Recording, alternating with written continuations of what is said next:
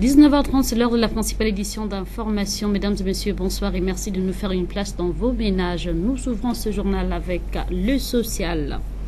Moment encore difficile pour les hommes et femmes commerçants exerçant sur le site de l'ancienne gare routière. Au petit matin, ils découvrent leurs étals carbonisés par les flammes. Une action menée nuitamment par les agents de force de l'ordre. Les précisions avec Arnaud Mbabekong et Vitalis Kumba. Ah, faut que signaler.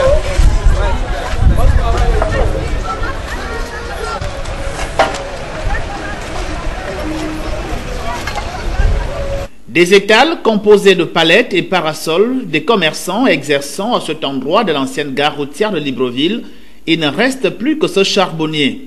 Tout étant consumé par les flammes, une opération savamment préparée notamment par les forces de l'ordre au dire des commerçants, sans qu'elle n'en soit avisée d'un quelconque déguerpissement.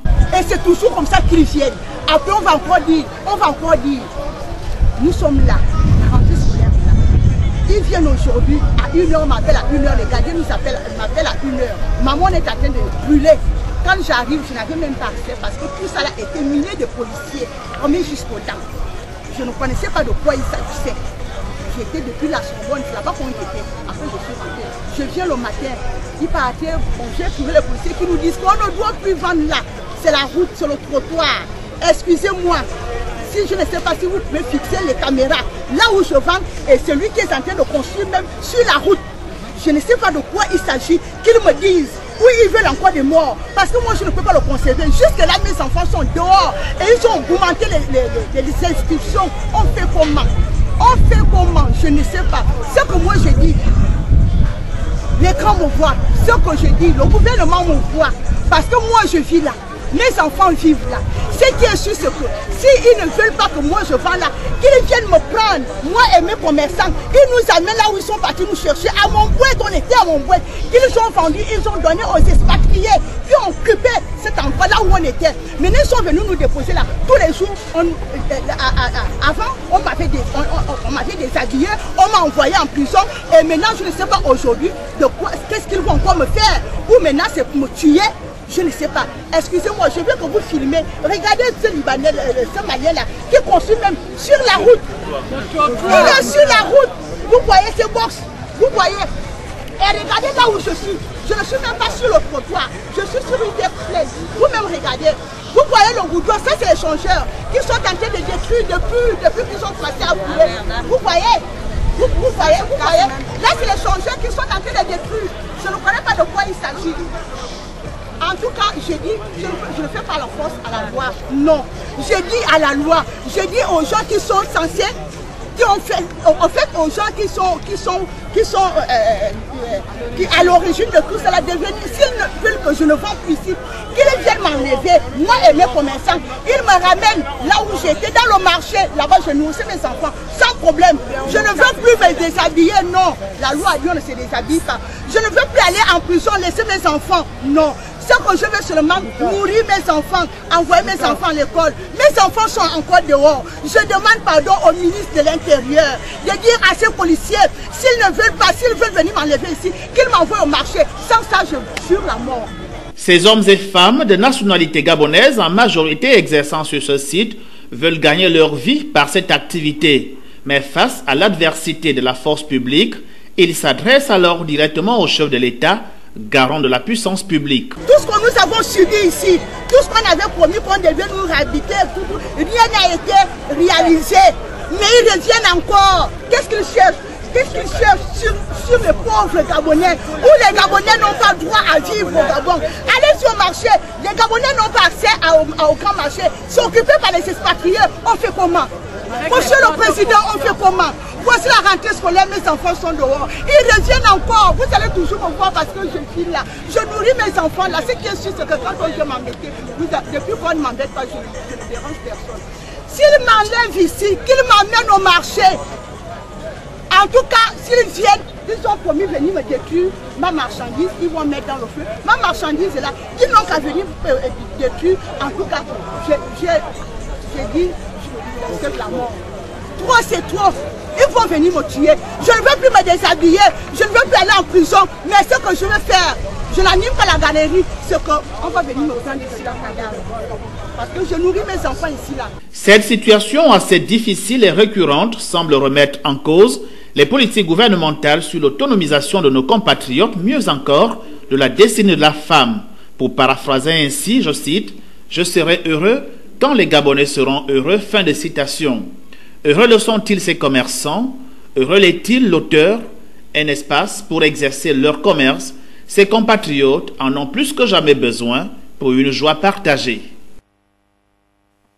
Les commerçants qui disent ne pas être en force avec la loi dénoncent tout de même les agissements des agents de force de l'ordre et se sont exprimés une fois de plus au micro d'Arnaud Babekoum face à la caméra du Vitaliste Combat. Nous sommes dans le territoire gabonais, et ce qui fait que nous tous nous devons nous réjouir de notre terre natale. Pourquoi? Parce que nous ne pouvons pas exercer ailleurs au Gabon. Et si nous sommes venus ici, ce n'est pas par notre propre volonté, c'est juste parce que c'est la mairie qui nous a menés ici. Bon, moi je me dis force reste à la loi, c'est tout à fait normal. Nous, on ne peut pas confronter la loi.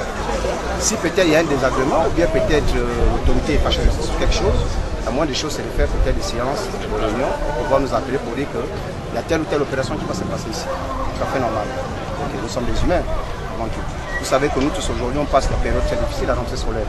Nous avons des enfants, des petits-enfants, nous sommes les responsables dans nos familles. Nous ne sommes pas des voyous. Parmi nous, il y a des étudiants, il y a des élèves, il y a les mamans. Ce qui fait qu'un matin, on arrive, on trouve tout est dégagé.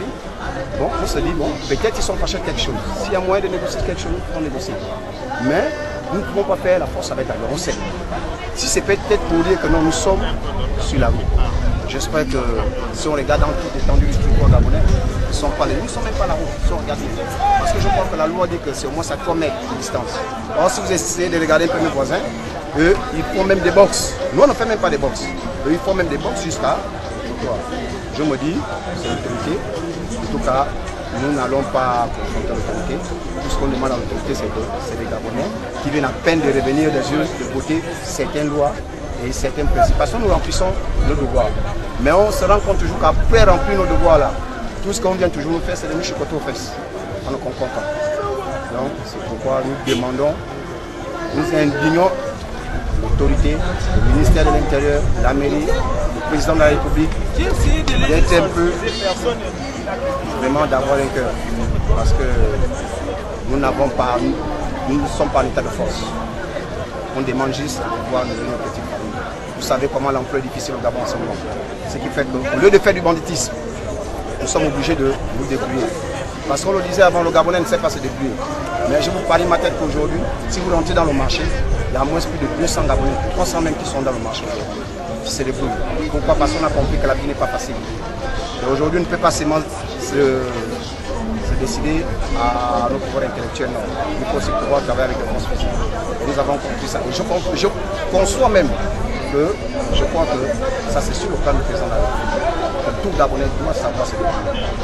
Mais notre grande surprise, quand on arrive un matin comme ça, regardez comment on sort. Ça, c'est une journée qui est perdue. Et quand on essaie de regarder sur le plan économique, on sent qu'un journée de perdu pour un opérateur économique, c'est beaucoup. À l'intérieur, nous n'avons pas accès. On ne peut pas les expatrier. Ils donnent des fortes cautions. Nous n'avons pas de caution. Et nous avons des familles. Qu'allons-nous faire? Moi, je lance la balle de leur côté de nous trouver la solution. Et nous ne prenons pas la force avec eux. Non. Merci. Bonne journée à vous. Rien à voir avec ce qui précède, la rentrée des classes est effective sur toute l'étendue du territoire national, tel qu'ici à Ouyan, plus précisément au complexe scolaire privé Gervais et Mabel qui est à pied d'œuvre. Cependant, cet établissement fait face à d'énormes difficultés d'ordre infrastructurel. Le reportage est mis en image par Ulrich Simeila. Pour pallier au phénomène d'effectifs pléthoriques, souvent enregistrés dans les établissements publics, certains compatriotes se sont lancés dans l'entrepreneuriat, parmi lesquels l'ouverture des établissements scolaires privés, tels qu'ici, au complexe scolaire Gervais et Mabel dans la ville de Yem, qui a procédé récemment à sa rentrée des classes. Pour l'instant, les cours ont déjà débuté dans tous les niveaux et les inscriptions se poursuivent. La fondatrice du dit établissement nous donne quelques éclaircissements relatifs au mode de recrutement des enseignants. Depuis la date du 17, nous avons commencé par les inscriptions. Comme je suis à ma première année, les parents hésitent encore un peu, mais petit à petit, je commence à enregistrer des élèves dans tous les niveaux. Parce que Ça part de la crèche au primaire en 5e année. De 6 mois à 2 ans du pré-primaire et de la première en 5e année. Et à nos jours, nous avons déjà des élèves dans tous les niveaux. Au niveau du recrutement des enseignants, on peut dire tout a été difficile. Oui, jusque-là, j'ai pu recruter la majorité parce qu'ayant une école privée de formation des enseignants, donc la majorité nous viennent de là-bas, ou du CMF, le CMF et l'ENI privé que nous avons ici sur place. Le complexe scolaire privé Gervais et Mabel fait face à d'énormes difficultés d'ordre infrastructurel nécessitant des moyens financiers considérables. La difficulté en tant que nouvelle dans le domaine, c'est de trouver les financements pour réhabiliter d'abord le bâtiment, réhabiliter et équiper le bâtiment, équiper les salles de classe en table banc, en matériel de bourrée et autres. Cette école, qui va de la garderie au primaire, est dans sa première année d'existence et sollicite par la même occasion l'indulgence des parents qui leur ont fait confiance en leur amenant leurs enfants fréquenter à la dite école. Pour Vanessa Claire Ovonondon, le soutien du ministère des tutelles sera d'un apport capital. Nous restons toujours dans le volet éducation. Dans le cadre de la mondialisation, nos enfants ne doivent pas perdre leur repère culturel. La langue étant considérée comme le premier vecteur culturel, il serait bien que l'État reprenne le projet d'enseignement de langue maternelle dans le système éducatif gabonais. C'est ce qui ressort du reportage signé Fouti Boulanga Bouleka. Si la pensée populaire convient de dire qu'au Gabon, il n'y a pas une ethnie largement majoritaire car elle se valerait. Mais n'y a-t-il pas quand même besoin que le projet de promotion des langues maternelles dans notre système éducatif soit relancé? Peut-on laisser la majorité des Gabonais penser que seules les langues étrangères, dites langues vivantes 1, 2 et 3, entre autres, l'anglais, l'espagnol, voire l'allemand ou l'italien, devraient continuer à être étudiés dans la majorité des établissements scolaires et universitaires? Fabien Esson, un parent d'élève et président de l'association des parents d'élèves à l'école primaire de Kembo, nous en parle. Vous prenez l'anglais, moi je prendrai les langues gabonaises. Vous conviendrez avec moi que je suis parmi ceux qui se battent pour la promotion des langues gabonaises. Il est important que l'enfant qui déjà à la maison ne parle pas sa langue maternelle puisse découvrir celle-ci à l'école. Et lorsque l'enfant va revenir à la maison, il sera obligé de poser des questions aux parents. À l'école, on m'a appris ça, mais maman, comment est-ce que ça se dit? Et à la maison, papa et maman seront maintenant contraints de donner l'enfant cette connaissance pour qu'à l'école, l'enfant ne soit pas déphasé. Par ailleurs, si près de 73% de la population vit en zone urbaine, pour qui trouver un emploi stable, qui mieux scolariser les enfants, prospérer dans les affaires, est-ce que cela ne justifie pas là la place très importante qu'occupe la langue anglaise, par exemple, dans notre société, comme pourrait le penser notre interlocuteur? La promotion de la langue anglaise, d'accord, c'est une langue commerciale. Elle est une langue mondialement reconnue. Et c'est pour ça que j'ai tiré le parallèle, parce que pour moi, dans ma conception, sur le plan national, je me dis il est important, avant d'aller apprendre la langue de l'autre, que je parle d'abord ma propre langue.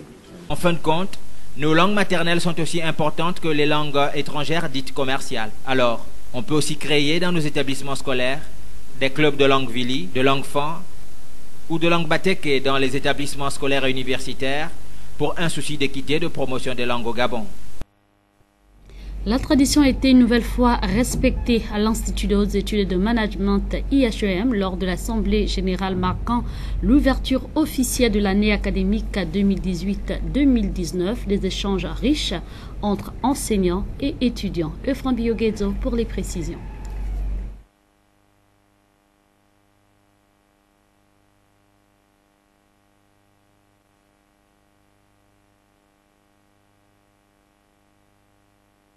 C'est au campus A que le président fondateur de l'Institut de hautes études de management a tenu l'Assemblée générale annuelle, laquelle consiste à rappeler aux étudiants le code de bonne conduite applicable à tous, à la fois aux étudiants, enseignants et corps administratifs. Une réunion d'information pour leur expliquer le fonctionnement de l'IHEM. Il y a un règlement intérieur et c'est sur la base du règlement intérieur qu'on discute. Nous représentons le règlement intérieur, nous représentons la discipline, nous représentons également l'organisation interne, nous représentons l'organisation des examens. capacités. Il faut qu'ils aient une idée précise de comment fonctionne l'IHN si nous voulons que l'entente soit bonne entre les étudiants, l'administration et les donc voilà un peu, c'était ça l'objet. Chaque début d'année, voilà l'objet d'objectif. En 14 ans d'existence, cette école supérieure n'a cessé de mettre à la disposition de ses pensionnaires des conditions requises d'apprentissage et d'écolage, lesquelles cadrent avec l'exigence de ses partenaires avec qui l'IHM a décidé de faire chemin ensemble dans le cadre de la formation des futures élites du pays. Aujourd'hui, munis de 3 grandes écoles dans les filières des sciences et gestion avec 12 options offertes, les sciences de la santé avec 4 options et une pour le génie industriel. Occasion tout indiquée pour celui-là qui incarne à la fois respect et admiration auprès des étudiants, car très écouté d'avoir des discussions franches avec les concernés sur les questions d'orientation qui ont souvent fait tache d'huile lors des années précédentes. Des erreurs du passé doivent être revues et corrigées lorsqu'on sait que les cours ont bel et bien démarré depuis le 1er octobre 2018 au sein de l'IHM. Il y a eu une insuffisance d'explication auprès des étudiants. Les étudiants, quand ils arrivent, il faut leur donner toutes les informations possibles afin qu'il n'y ait pas des insuffisances au niveau du fonctionnement. Lorsque les étudiants ne reçoivent pas de bonnes informations, lorsqu'ils ne reçoivent pas toutes les informations, il y a souvent au cours d'année des insuffisances de communication. Parce que les étudiants vous diront, on ne nous avait pas dit cela, on ne nous avait pas dit ceci.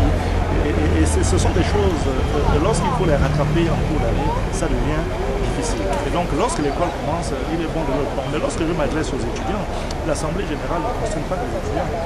Elle concerne en même temps les enseignants qui assistent à cette réunion. Elle concerne l'administration qui est là. Parce que lorsqu'on parle aux étudiants, les administratifs écoutent. Et nous parlons aux étudiants pour leur indiquer les insuffisances qu'il faut éviter. Il faut éviter, et donc l'administration qui est là nous écoute également pour éviter, pour permettre à l'école d'avoir un fonctionnement officiel. Comme dans toute école de référence, l'IHM n'est pas à l'abri des mauvais mots qui minent certains instituts. Le numéro 1 de cette institution a dit s'impliquer davantage en vue d'éradiquer ces multiples phénomènes. Rien à voir avec ce qui précède, c'est l'auditorium du ministère des Eaux et Forêts qui a prêté son cadre pour la célébration, sinon l'ouverture de la 4e journée de la géomatique placée sous le thème Géomatique et développement économique en Afrique. Quelle valeur ajoutée et comment la capitaliser? Les précisions avec Aldo Mabunda. Le ministère des Eaux et Forêts qui a servi de cadre pour l'ouverture des 4e journées géomatique et développement en Afrique sous le thème Quelle valeur ajoutée et comment la positiver? Un rendez-vous auquel ont pris part plusieurs invités, parmi lesquels le président de la géomatique au Gabon, le recteur de l'université Omar Bongo et le représentant du ministre de l'économie. Le président de cette géomatique décline les objectifs visés en présence des collègues. On essaie de mettre en réseau tous les géomaticiens du Gabon, d'où qu'ils viennent de l'enseignement supérieur, qu'ils viennent des ministères, qu'ils viennent des entreprises privées. On les met en réseau, on travaille ensemble. Et c'est dans le cadre de cette plateforme-là qu'on s'échange des pratiques, qu'on s'échange des savoirs, qu'on s'échange des applications. Donc c'est une plateforme qui a vocation à faire la promotion de la géomatique au Gabon et au-delà. Les pouvoirs publics, les entreprises, les ONG, la société civile puissent véritablement comprendre comment la géomatique peut répondre à leurs préoccupations. C'est ça l'idée. Et si nous arrivons à apporter cette réponse, on verra que le développement de la géomatique va permettre de booster l'économie. Donc la question qu'on se pose aujourd'hui, c'est de savoir comment est-ce que nous allons nous y prendre pour que les services géomatiques puissent avoir un poids considérable dans l'économie du pays.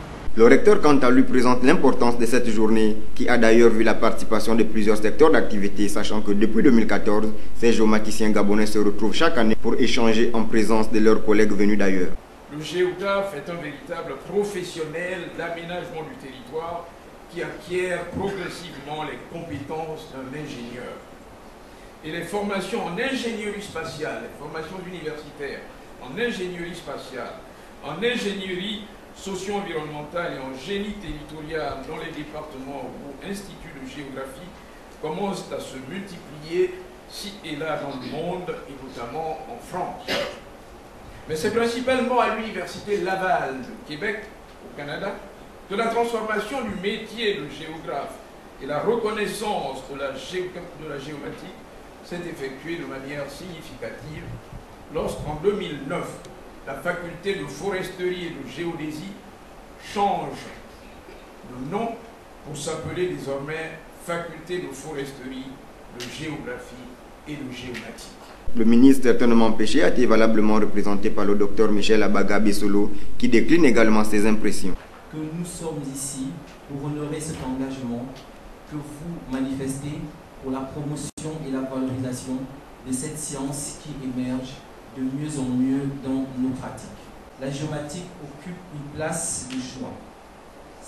Des initiatives comme la création de la GIOS, l'élaboration du plan géomatique national, mais aussi l'organisation et l'accueil de nombreuses conférences pour valoriser les efforts engagés dans ce domaine en sont la preuve.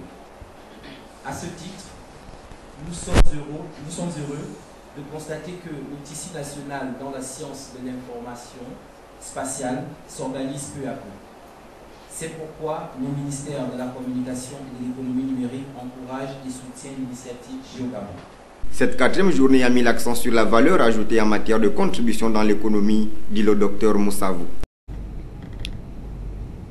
Parlons à présent de politique dans cette édition d'information. L'élection couplée législative et locale 2018, l'entre-deux tours, un moment pour les uns de faire le récapitulatif de cet exercice. C'est à cet exercice que s'est prêté le président du Front patriotique gabonais, Gérard Elangema, au cours d'une conférence de presse qu'il a animée ce matin, a fait état des irrégularités observées au cours de cette élection et la ligne de conduite à tenir par rapport à sa formation politique après avoir introduit des recours à la Cour. Les précisions avec Arnaud Mbabekong et Vitalis Kumba. Cet échange entre le président du Front patriotique gabonais et les médias s'est déroulé sur fond de l'inventaire du premier tour des élections couplées législatives locales 2018. Le Front patriotique, par l'entremise de son président, a succinctement étalé les irrégularités entachées au processus lors du premier tour.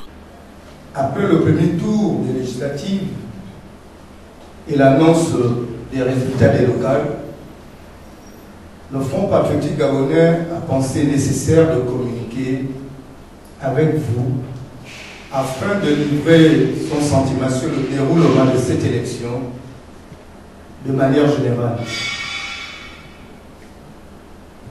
L'organisation et le déroulement présentent beaucoup d'anomalies. Nous pouvons, dans la foulée, constater la mauvaise qualité de l'encre indélébile, pour ne pas dire qu'il n'y avait presque pas, l'arrivée tardive des urnes, parfois des urnes non scellées, le changement des scrutateurs dans les bureaux de vote, c'est-à-dire que nos scrutateurs qui ont été formés se sont vus refuser l'accès des bureaux de vote au profit des individus que l'on prenait à qui mieux. Une cacophonie voulue a-t-il conclu sur le volet des irrégularités. Quant au volet lié au recours, la formation de Gérard Elangema n'approuve pas la saisine de la Cour, moyennant la somme de 500 000 francs CFA. Libreville, qui est ici où nous habitons, la capitale politique, que Libreville soit la dernière étape à avoir connu la véracité de ces résultats, pendant que le Haut-Ogooué, qui a des kilomètres, a pu le faire de manière spontanée. À vous d'apprécier. En un mot, dans ces élections, nous avons assisté à une cacophonie voulue. Une véritable cacophonie voulue. Sur un tout autre plan, sur le plan des recours,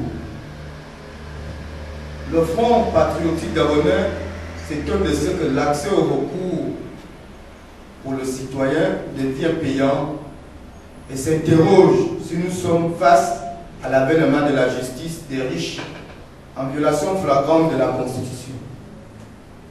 Pour souvenir, chacun de nous pouvait constater que lorsque un citoyen constate qu'une loi est contre la sociabilité dans notre environnement, lorsqu'une loi le lèse, lorsqu'une élection le lèse, pouvait faire appel auprès de la Cour constitutionnelle. Mais il se trouve aujourd'hui que pour introduire une requête à la Cour constitutionnelle, il faut débourser la somme de 500 000 francs. La somme de 500 000 francs. Voyez-vous, pour un riche, c'est très facile à faire et aisé. Mais pour un pauvre qui a dépensé ces quelques billets, après une élection, où il a constaté qu'il a été floué, où les choses se sont passées à l'irrégulière, pourra-t-il trouver 500 000 pour introduire une requête? Nous avons bien peur que cette organisation ressemble à dessiner un pays qui accorde tout aux riches et rien aux pauvres. Une modalité tout aussi rejetée par le conférencier qui appelle la gardienne des lois à surseoir à cette décision pour une justice sociale, sinon électorale équitable. En combinant les irrégularités, le FPG dit avoir déposé 2 recours, un devant la Cour administrative pour l'annulation des locales dans le 2e arrondissement de la commune de Libreville et le second recours aux fins de contester les résultats obtenus par le candidat du FPG dans la commune d'Ovendo au motif que les procès-verbaux seraient surchargés, des anomalies liées aux ratures et au nombre de voix surréalistes. De la politique au sport, tout juste un pas lors de l'ouverture de la saison sportive 2018-2019 au sein du Noble Art.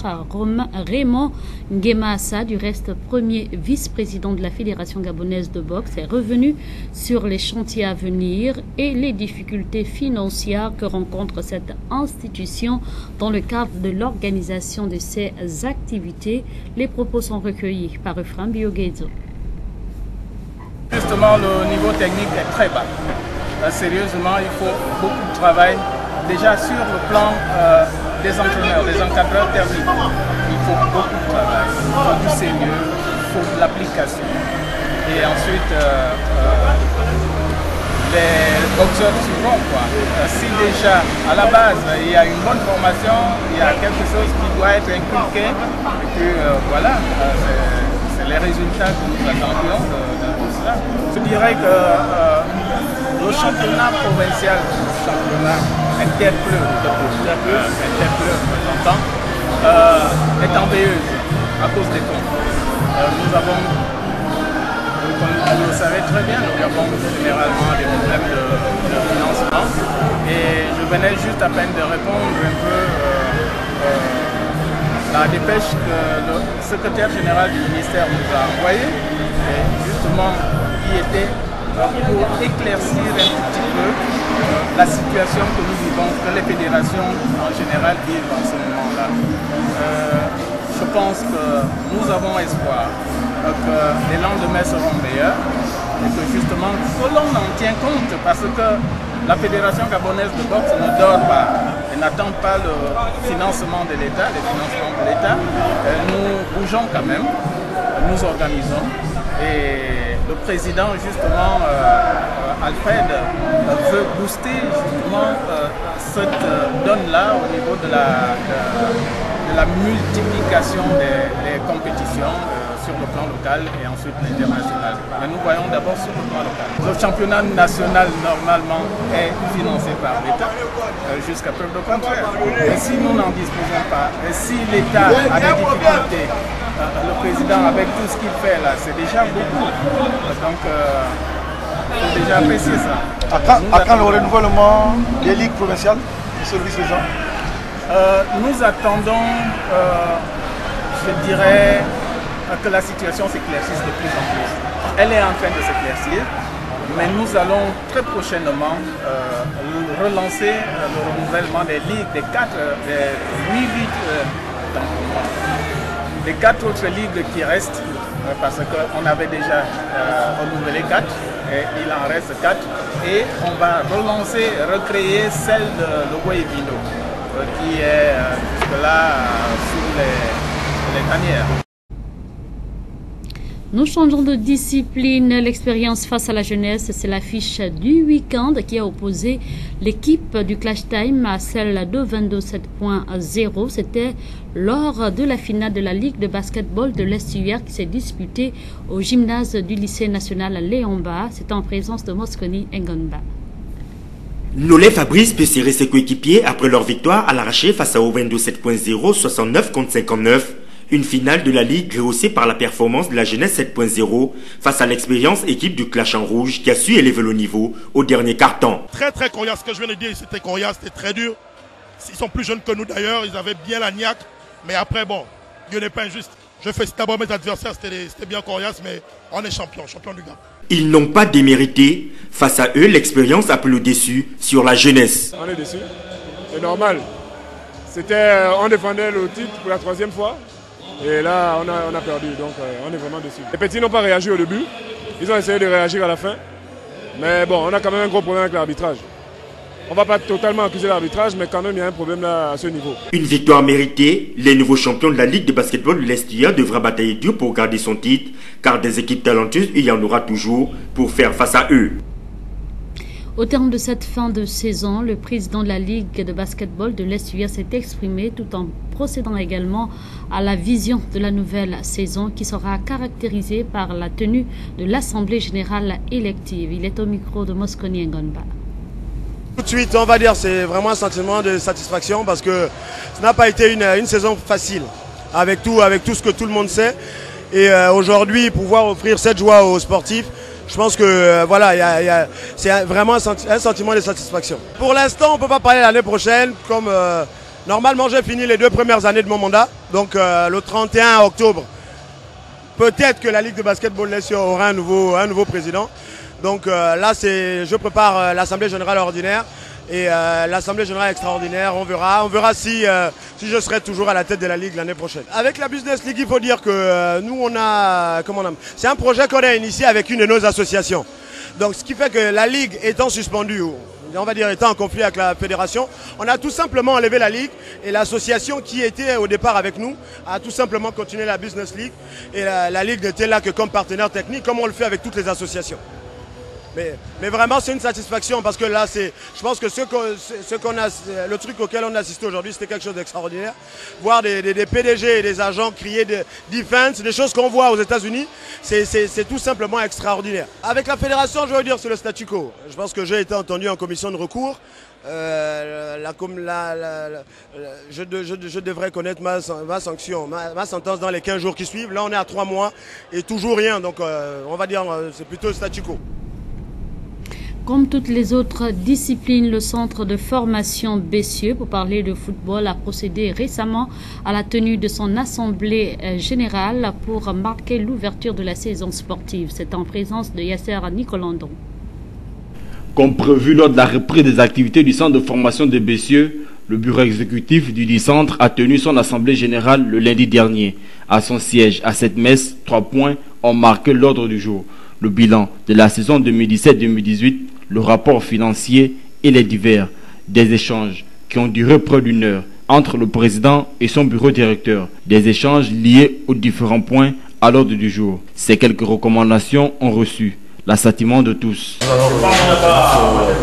de formation affiche de nouvelles ambitions. C'est de continuer à former et l'envoyer à l'extérieur.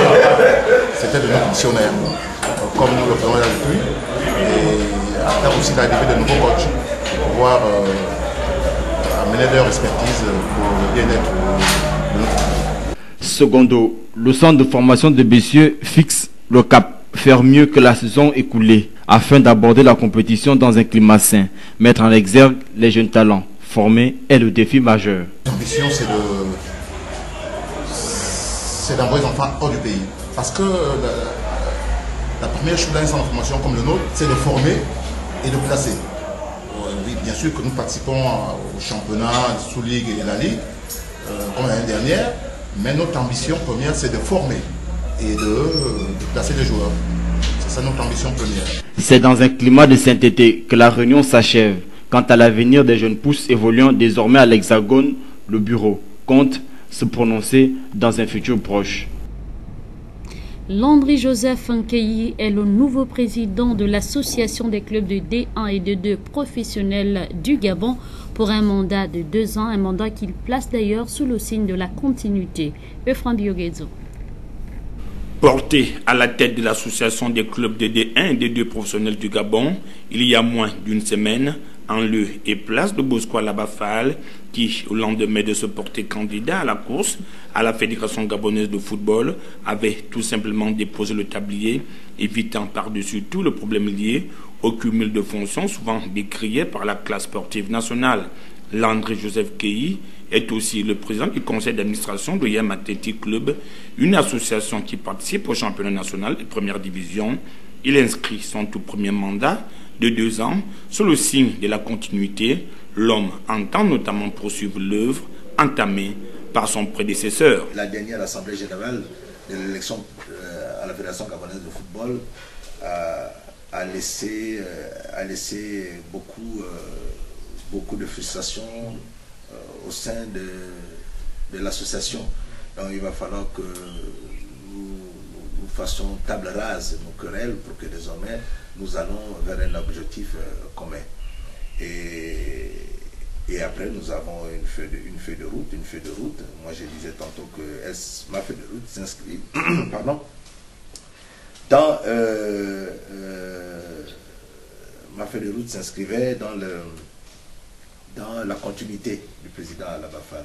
Doter l'association dont il est le porte-étendard d'un siège et veiller tant bien que mal au bon déroulement des activités relatives, voilà autant de responsabilités qui attendent Landry-Joseph Nkeyi. Toute association vit des cotisations de ses membres. Les moyens ne viendront pas à moins que vous ayez une idée et que vous soyez un mécène pour nous accompagner. Mais nous pensons que les membres de cette association ont le devoir de soutenir les actions de notre association, de cette dernière, au risque de me répéter. Donc nous avions des cotisations de ces membres, nous avions 24 clubs, 14 en première division et 10 en deuxième division. Et également nous allons solliciter des sponsors, des donateurs, des personnes qui voudront bien nous accompagner dans la lourde mission que nous aurions à définir. Autre difficulté majeure dont devrait s'atteler de résoudre plus vite Landry-Joseph Nkeyi, le respect du cahier de charge par les clubs des D1 et D2 professionnels. Nombreux sont ceux-là qui ont du mal à s'accommoder, chose qui de façon régulière ternit l'image du football national. C'est sur cette note de sport que se referme cette édition d'information réalisée de main de maître par David Mitola et Patrick Zuessima. Merci pour votre fidélité et bonne nuit chez vous.